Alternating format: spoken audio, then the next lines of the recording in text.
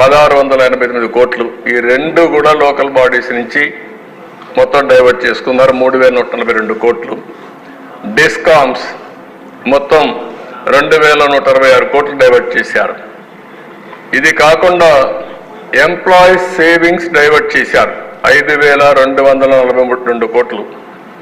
Pension and provident funds, AP Genco, AP Transco, discoms ఇవన్నీ 3143 కోట్ల రూపాయలు ఏపీ ఎస్బిసిఎల్లో బాండ్స్లో ఇన్వెస్ట్ చేశారు. దీనివల్ల ఒక సంవత్సరానికి 25,025.40 కోట్లు నష్టం వస్తుంది. 10 ఏళ్ళు డైవర్ట్ చేశారు, 10 ఏళ్ళు బాండ్స్ ఇచ్చారు. 10 × 20 తీసుకుంటే ఆ ఎంప్లాయీస్ నష్టం 250 కోట్లు. వాళ్ళు ఎక్కడైతే ఇన్వెస్ట్ చేశారో అక్కడే ఉంటే అదనంగా 250 కోట్ల రూపాయలు వాళ్ళకి లాభం వచ్చేది. అలాంటిది తక్కువ ఇంట్రెస్ట్తో 250 కోట్ల రూపాయలు నష్టం చేసే పరిస్థితికి వచ్చారు.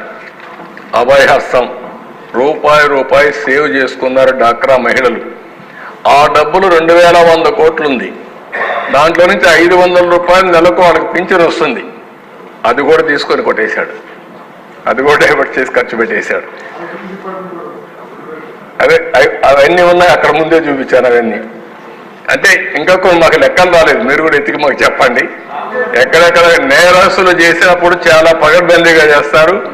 నేరస్తుల్ని పట్టుకోవాలంటే కూడా టెక్నాలజీ కావాలి, మనకు చాలా నాలెడ్జ్ కావాలి. నేరస్తులు ఎప్పుడు కూడా చాలా తెలివిగానే చేస్తూ ఉంటారు. నెక్స్ట్ ఇక్కడ మీరు ఒకసారి చూస్తే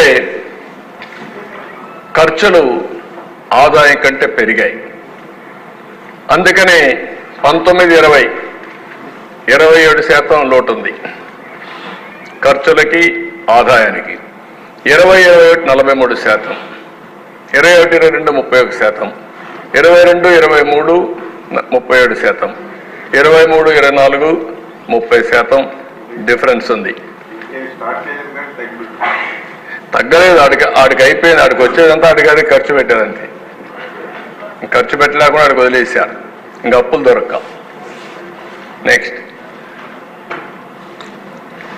డెట్ బర్డెన్ మన స్టేట్కి ఎంత అయిందో ఒకసారి మనం చూస్తే, నెక్స్ట్ ఇది ఈరోజు అప్పు 2019 మార్చికి 3,75,000 కోట్లు, 12 జూన్ 2024కి 9,74,000 కోట్లు ఇప్పటికొచ్చిన లెక్కల ప్రకారం. ఈ లెక్కలు ఇంకా పెరిగే అవకాశం ఉంటుంది, కార్పొరేషన్స్ అన్ని కలిపి. అందుకే అక్కడ చూపించాం. గవర్నమెంట్ డెట్ 4,38,278 కోట్లు, public account liabilities 80,914, corporation debt 2,48,677 కోట్లు, సివిల్ సప్లైస్ కార్పొరేషన్ 36,000 కోట్లు, పవర్ సెక్టర్ 34,207 కోట్లు, outstanding dues to vendors అన్ని స్కీమ్స్ అన్ని చూస్తే 1,13,244 కోట్లు. ఆ కాంట్రాక్ట్లు కూడా. Outstanding dues to employees 21,920 కోట్లు. Non contribution to sinking fund అని 1,196 కోట్లు. అంటే ఇప్పుడు మొత్తంగా మనం చూస్తే 1,13,000 కోట్లు, 22,000 కోట్లు. ఈ రెండు అప్పులకు యాజ్ ఆన్ టుడే బిల్స్ రెడీగా ఉన్నాయి. వాళ్ళు ఏం చేయాలని అర్థం కాదు, మళ్ళా డెవలప్మెంట్ చేయాలి. ఆ పరిస్థితిలో మనం ఉన్నాం ఈరోజు. నెక్స్ట్ ఇక్కడ మళ్ళా ఒకసారి మీరు చూస్తే ఈచ్ డిపార్ట్మెంట్ 1,35,000 కోట్లకు బ్రేకప్ ఇచ్చాం. ఫైనాన్స్లో బిల్స్ 19,000 పెండింగ్ ఉన్నాయి, సాగునీటి ప్రాజెక్టులకు 19,000 పెండింగ్ ఉన్నాయి, Panchayati Raj rural development 14,600, industries and commerce 12,000, housing 8,000, municipal administration and urban development 7,700, infrastructure investment 7,600, health medical and family welfare 6,400, food and civil supplies 5,600 కోట్లు, social welfare 5,443, secondary education 5,400, energy infrastructure 5,100, backward classes welfare 2,900, transport, roads and buildings 2,500, agriculture market cooperation 2,300, revenue 1,263, others 9,318, 1,35,224 కోట్ల రూపాయలు అప్పులు ఉన్నాయి. అంటే మామూలు అప్పులు కాదు, ఇప్పుడు పే చేయాల్సిన అప్పులు, కరెంట్ అప్పులు ఇవి. ఇక్కడవన్నీ స్ట్రక్చర్డ్ అప్పులు, ఇవి మనం ఇప్పుడు అప్పులు ఉండేటివి, ఇవి పే చేసే తప్ప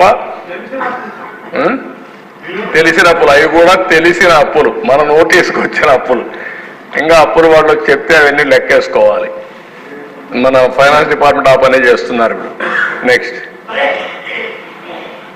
ఇది కాకుండా కోర్టులో దగ్గర మీరు ఒకసారి చూస్తే కంటెంప్ట్ కేసులు ఎవ్రీడే 5,615 కేసులు వేశారు. 1,761 కోట్లకి. రిట్ పిటిషన్స్ విత్ డైరెక్షన్స్ ఇచ్చింది 3,209 కేసులకు ఇచ్చారు, 17,081 కోట్లకి. ఇంకొక పక్కన రిట్ పిటిషన్స్ ఇంకా అడ్మిట్ కావాలి 16,000, మొత్తం 24,988 రిట్లు ఫైల్ చేశారు 3,542 కోట్ల కోసం. అంటే ఆ లెక్క మళ్ళా పోయి లీగల్గా ఉంటే అది ఒక లాయర్లు పెట్టుకోవడం ఒక యాంగిల్. లాయర్ల కంటే దశ ఐఏఎస్ ఆఫీసర్ని సిఎస్ అని లేకపోతే సీనియర్ ఆఫీసర్ని పిలిపించి కోర్టు